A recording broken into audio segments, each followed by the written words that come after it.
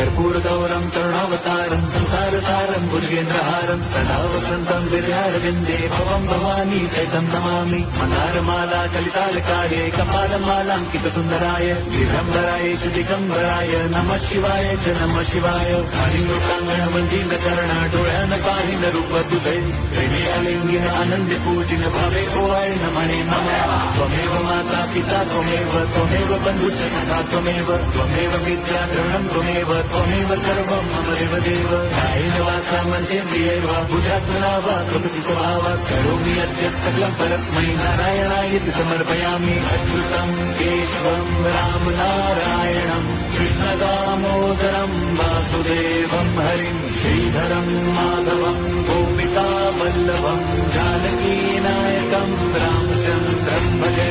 Hare Ram